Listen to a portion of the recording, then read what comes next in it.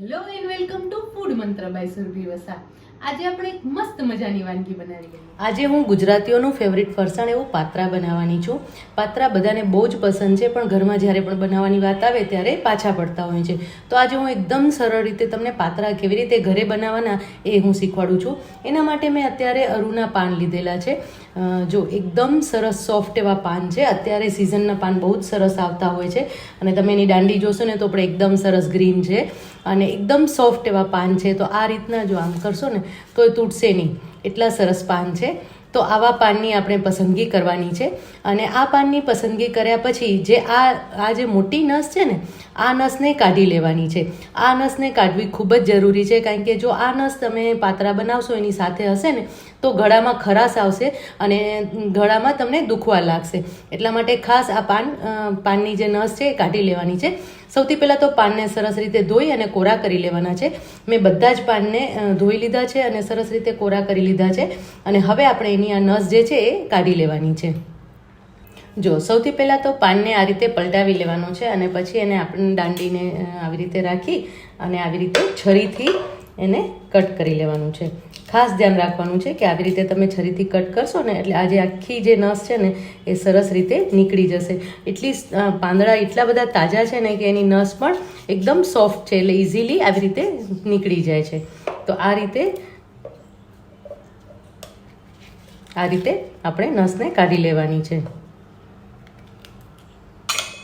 જો આ રીતે નસ છૂટી પડી જશે અને તમે જોઈ શકો છો કે આની જે સાઈડની નસ છે ને એ બહુ વધારે કડક નથી, એટલા માટે આપણે એને કાઢવાની જરૂર નહીં પડે.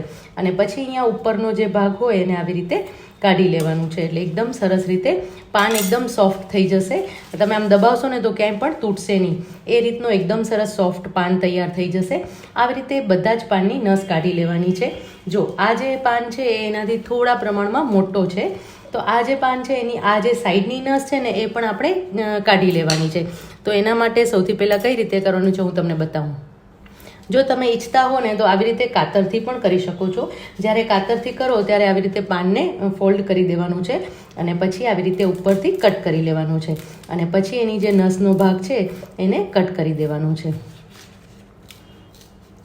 હળવે હળવે તમારે કટ કરી દેવાનું છે. આમ કરવાથી શું થશે કે પાનમાં થોડો કટ આવશે પણ સરસ રીતે નસ નીકળી જશે. તો તમે જો છરીથી ન ફાવે તો કાતરથી પણ કરી શકો છો. અને આ જે છે સાઈડની નસ છે એને પણ આપણે કાઢી લેવાની છે. બહુ જ પતલી નસ છે છતાં પણ આપણે એને કાઢી લઈશું. તો આવી રીતે એને આમ કરી અને રિમૂવ કરી દેવાની છે. જો આ રીતે આપણે એને રિમૂવ કરી દેવાની છે. કોઈ મોટા પાન હોય તો એને આ રીતે ની જે નસ છે એ કાઢી લેવાની છે, નહીં તો ખાલી વચ્ચેની નસ તમે કાઢશો ને તો પણ ચાલશે. તો આ રીતે આપણે પાનની નસ છે એને રિમૂવ કરી રહ્યા છીએ. તો આ જ રીતે બધા જ પાન સૌથી પહેલાં આપણે તૈયાર કરી લેવાના છે. અત્યારે મેં 250 ગ્રામ પાન લીધા છે અને આ રીતે બધી જ એની નસ કાઢી લીધી છે. જો તમને બતાવું હું, જે પણ મોટા પાન છે એની સાઈડની પણ નસ કાઢી છે અને જે ઝીણા પાન છે એની બધી જે વચ્ચેની નસ છે એ બધી સરસ રીતે કાઢી લીધી છે.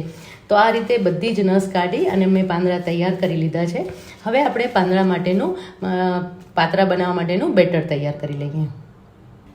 અહીંયા મેં 250 ગ્રામ પાંદડા લીધા છે, એની સામે મેં 2 કપ ચણાનો લોટ લીધેલો છે. તો સૌથી પહેલાં આપણે ચણાનો લોટ છે એને બાઉલમાં લઈ લઈશું.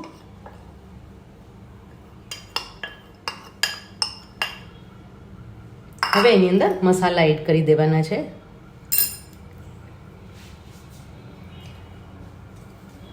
એક ચમચી લીલા મરચાંની પેસ્ટ ઉમેરીશું.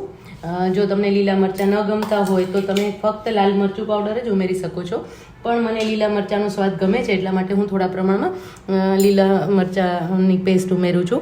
એના કારણે એનો કલર પણ બહુ જ સરસ આવે છે. હવે એની અંદર 1 ટીસ્પૂન હિંગ,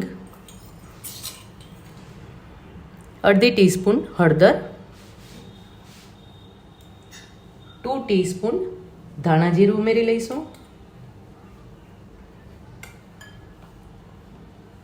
ચપટી ગરમ મસાલો ઉમેરીશ. 4 ચમચી ખાંડ એડ કરી દઈશ. જે પાત્રા છે એ થોડા એમાં ખટ્ટાણ અને ગળપણ એ બંનેનો સરસ સ્વાદ હોય છે, એટલા માટે એની અંદર ખાંડ ઉમેરવી ખૂબ જ જરૂરી છે. ઘણા લોકો પાકું કેળું ઉમેરતા હોય છે, ઘણા લોકો એની અંદર ગોળ ઉમેરતા હોય છે અને ઘણા લોકો ખાંડ ઉમેરતા હોય છે. હું ખાંડ એડ કરતી હોઉં છું. હવે એની અંદર 1 ચમચી તેલ એડ કરી દઈશું. મોણ માટેનું આપણે તેલ એડ કરવાનું છે.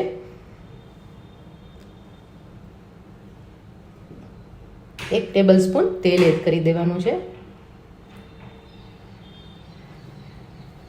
અને હવે એની અંદર સ્વાદ પ્રમાણે મીઠું એડ કરીશું, એટલે કે 2 ટીસ્પૂન આપણે મીઠું એડ કરી દઈશું. પાંદડાના ભાગનું પણ મીઠું આની અંદર જ આવી જશે, એટલા માટે આપણે 2 ટીસ્પૂન મીઠું એડ કરી રહ્યા છીએ. હવે ખટાશમાં એટલે કે ગળપણમાં આપણે ખાંડ એડ કરી. ખટાશમાં ઘણા લોકો મેં કહ્યું એ પ્રમાણે ગળપણમાં જે રીતે પાકા કેળા એડ કરતા હોય છે એવી રીતે ખટાશમાં દહીં એડ કરતા હોય છે. દહીંની સાથે સાથે લીંબુ એડ કરતા હોય છે. આંબલીનું પાણી પણ એડ થતું હોય છે. મારા ઘરમાં હું દહીં એડ કરતી હોઉં છું. થોડુંક ખાટું એવું દહીં હોય તો એ લગભગ 2 થી 3 ટેબલ સ્પૂન જેટલું હું એડ કરતી હોઉં છું. તો એ એડ કરી દઈશું અને હવે એને મિક્સ કરી લેવાનું છે.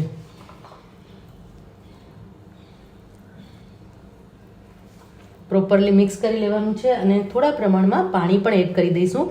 આપણું આ જે બેટર છે એ એકદમ ઢીલું પણ નહીં અને એકદમ ઘટ્ટ પણ નહીં, એવું બેટર આપણે તૈયાર કરવાનું છે.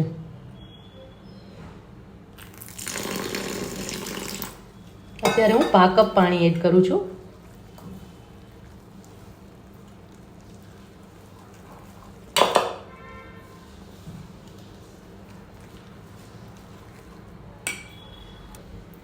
ખીરું સરસ મિક્સ થઈ ગયું છે. જો આ રીતે લચકા પડતું ખીરું તૈયાર કરવાનું છે. હવે આની અંદર આપણે 1 ચમચી લાલ મરચું પાવડર પણ ઉમેરી લઈશું, જેથી એનો કલર પણ થોડો સરસ આવી જાય અને સરસ રીતે મિક્સ કરી લેવાનું છે. ખીરું સરસ તૈયાર છે.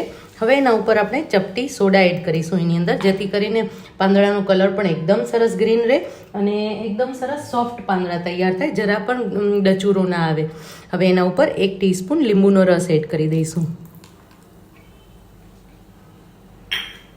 અને એને મિક્સ કરી લઈશું.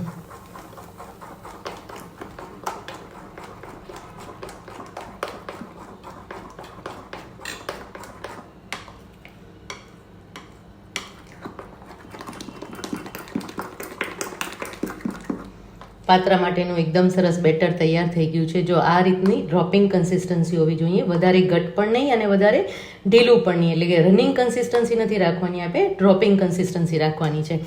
તો ખીરું તૈયાર થઈ ગયું છે. જો હવે આ રીતે પાંદડાને આવી રીતે આપણે પ્લેટ પર લઈ લેવાના છે અને પછી એના ઉપર આપણે ખીરું પાથરવાનું છે. સૌથી વધારે પ્રોબ્લેમ ખીરું પાથરવામાં જ આવતું હોય છે અને એમાં હાથ પણ બગડતા હોય છે. તો આ રીતે એક રબર સ્પેચ્યુલા લેવાનું છે અને આવી રીતે ખીરું એમાં લેવાનું છે. ખીરું લઈ અને આવી રીતે સ્પેચ્યુલાથી લગાવતા જવાનું છે. આવી રીતે ખીરું લગાવશો ને તો હાથ પણ ખરાબ નહીં થાય અને સરસ રીતે સ્પ્રેડ પણ થઈ જશે અને ખીરું એકદમ પ્રોપર તૈયાર થયું છે. હવે એને આ રીતે લગાવી લેવાનું છે.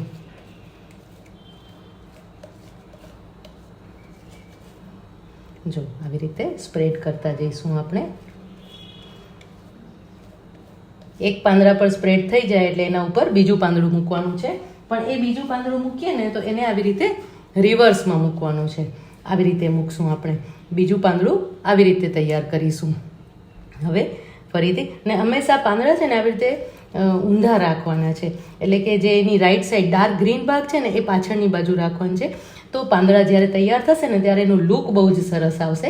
એના માટે ખાસ પાંદડા જે છે એને આવી રીતે ઊંધા જ રાખવાના છે અને મેક્સિમમ 3 થી 4 પાંદડા જ એકસાથે લગાવી અને એનો રોલ વાળવાનો છે. એવી રીતે તમે રોલ વાળશો ને તો એકદમ પરફેક્ટ તમારા પાંદડા તૈયાર થશે. હવે ફરીથી આને પલટાવીને આ રીતે મૂકીશું. પલટાવીને ફરીથી આ રીતે મૂકીશું. હવે આના ઉપર આપણે લગાવી લેવાનું છે. જો આ રીતે લગાવતા જવાનું છે. આવી રીતે મેં 4 પાંદડા તૈયાર કરી લીધા છે. હવે શું કરવાનું છે કે પેલા સાઇડ્સ છે ને એને આમ કવર કરી લેવાની છે. આવી રીતે સાઇડ્સ કવર કરી અને એના ઉપર પણ થોડું લગાવી લેવાનું છે. સાઇડ્સ ઉપર બહુ વધારે નથી લગાવવાનું, નહીં તો રોલ વાળશું ને તો બહાર નીકળી જશે, એટલા માટે. અને હવે એનો રોલ વાળી લેવાનો છે. આવી રીતે રોલ વાળી લઈશું આપણે. જો કેટલો સરસ રોલ દેખાઈ રહ્યો છે ને, અને રોલ એકદમ ઇઝીલી તૈયાર થઈ જાય છે. બસ આ રીતે આપણે બધા જ રોલ તૈયાર કરી લઈશું. જો આ રીતે બધા જ રોલ તૈયાર કરી લીધા છે અને તમે જોઈ શકો છો કે એકદમ સરસ પેક થઈ ગયા છે. હવે એને બાફવા માટે આપણે મૂકી દઈશું, સ્ટીમ થવા માટે મૂકી દઈશું. હવે સ્ટીમરમાં આપણે જે તૈયાર કરેલા રોલ છે એને મૂકી દઈશું. મેં સ્ટીમરને ગરમ કરી લીધું છે અને એના ઉપર આવી રીતે રોલને ગોઠવી દેવાના છે.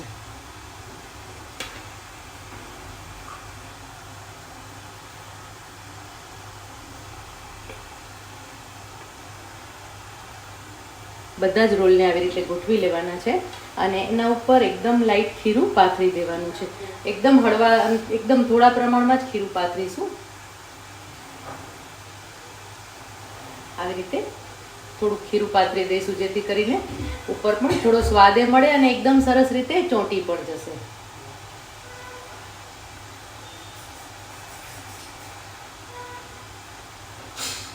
બસ જો હવે આ તૈયાર થઈ ગયા છે. હવે એને બંધ કરી અને સ્ટીમરમાં સ્ટીમ થવા દઈશું.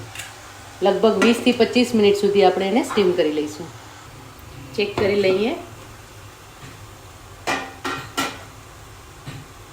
આવી રીતે છરી અંદર નાખી અને ચેક કરવાના છે. જો છરી એકદમ સરસ ક્લીન બારે આવી છે, એટલે કે જે પાત્રા છે કે પાંદડા છે એ સરસ બફાઈ ગયા છે. હવે ફ્લેમ ઓફ કરી દેવાની છે અને આ જે પાંદડા છે એને થોડા ઠંડા થવા દેવાના છે. એકદમ ઠંડા થઈ જાય ને પછી જ એને કટ કરવાના છે, તો જ એકદમ સરસ પીસ થશે. હવે આ પાંદડાને આપણે ઠંડા થવા દઈએ.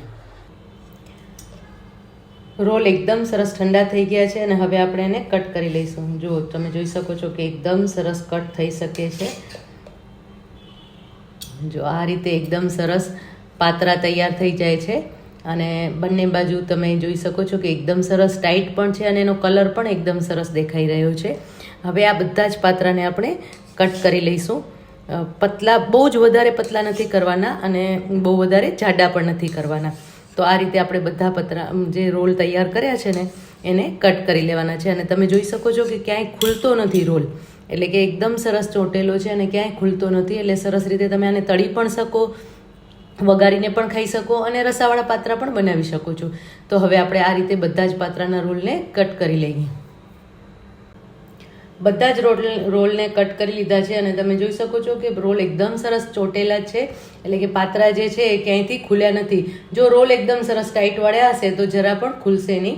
તો આ રીતે મેં બધા જ જે રોલ હતા એને કટ કરી લીધા છે અને પાત્રા તૈયાર કરી લીધા. પેનમાં તેલ લઈશું.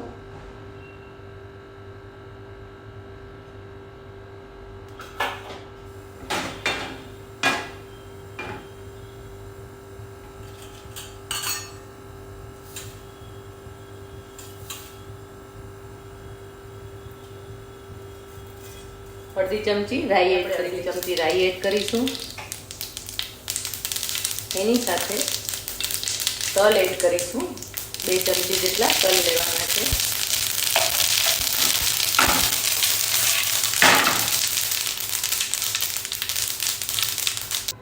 હવે એની અંદર લીલો મરચો અને લીમડો એડ કરી લઈશું. 5 ચમચી હિંગ એડ કરીશું. અડધી ચમચી હળદર એડ કરીશું. મિક્સ કરી લઈશું. હવે એની અંદર 2 થી 3 ટેબલસ્પૂન પાણી એડ કરીશું.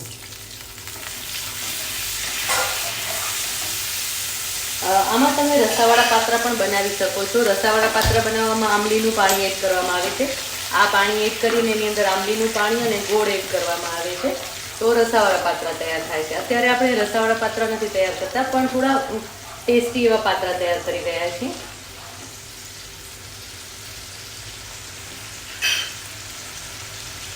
હવે એની અંદર 1 ચમચી ઘડી ચટણી એડ કરીશું.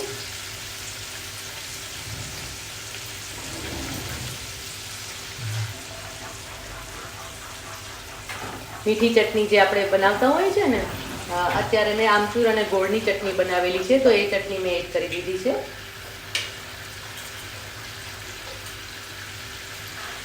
પાંચ ચમચી લાલ મરચું પાવડર, 2 ટીસ્પૂન ધાણા જીરું પાવડર એડ કરી દઈશું. અને હવે આની અંદર આપણે પાત્રા એડ કરી દેવાના છે.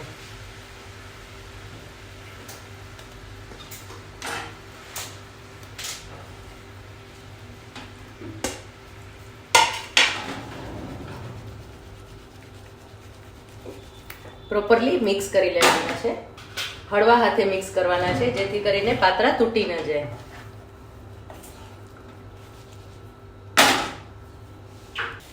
વઘારેલા પાત્રા પણ તૈયાર થઈ ગયા છે. હવે ઉપરથી શેકેલા તલ થોડા ભભરાવી લઈશું એટલે લુક બહુ સરસ આવે, અને સાથે થોડા પ્રમાણમાં કોથમીર ભભરાવી લઈશું. એકદમ સરસ બહાર જેવા જ પાત્રા દેખાઈ રહ્યા છે ને, તો હવે આ વઘારેલા પાત્રાને આપણે સર્વ કરી લઈએ.